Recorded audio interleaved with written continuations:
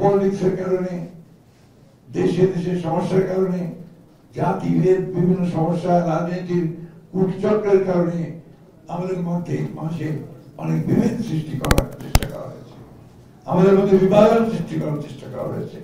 আমরা কিন্তু বাংলাদেশে সকল ধর্মের মানুষকে একতাবদ্ধ করার কথা বারবার বলেছি। এই দেশে আর প্রতিশোধ প্রতিহিংসা চাই না, আমরা ভালোবাসার মধ্য দিয়ে মানুষকে জয় করি, বিভাজনের রাজনীতি একটা ঐক্যের রাজনীতি সৃষ্টি করতে চাই।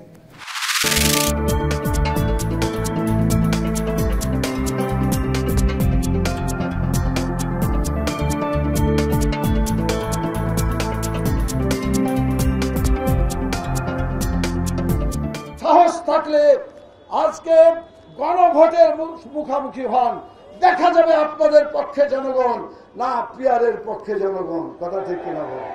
এই জন্য আমরা বলতে চাই, নভেম্বরের মধ্যেই গণভোটের ব্যবস্থা করে প্রমাণ করতে হবে পিয়ারের পক্ষে দেশের জনগণ আছে।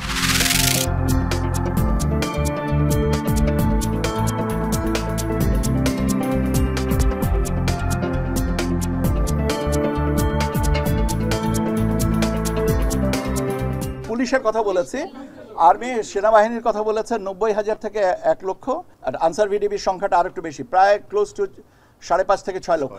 এইটুকু সংখ্যাগত হিসাবগুলো না, আরও ব্যাপার আছে যে বিন্যাসের পরে, ক্যাটাগরাইজেশনের পরে এটা আরও একটু স্মুথ হবেন। এই পর্যায়ে যেমন আপনার সেনাবাহিনী মাঠ পর্যায়ে তারা কাজ করছেন, ডিপ্লয়মেন্ট আছে ইন একটু সিভিল পাওয়ার। নীতিগতভাবে তারা যে অবস্থানে, যে যার অবস্থানে আছেন, এইটা যেটা আমরা এমফাসাইজ করেছি যে ইন্টেলিজেন্স শেয়ারিং, যে প্রত্যেকটা অর্গানাইজেশনে তাদের কিছু নিজস্ব ইন্টেলিজেন্স তারা কালেক্ট করে, কিন্তু ইন্টেলিজেন্স শেয়ারিংটা হবে।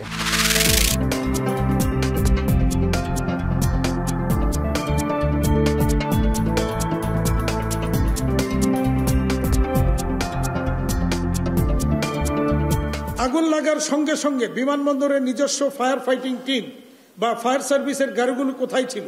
তারা কেন ইমিডিয়েটলি কাজ করতে পারলো না? বাহির থেকে ফায়ার সার্ভিসের গাড়ি আসলো, তাদের প্রবেশে বিলম্ব হলো কেন?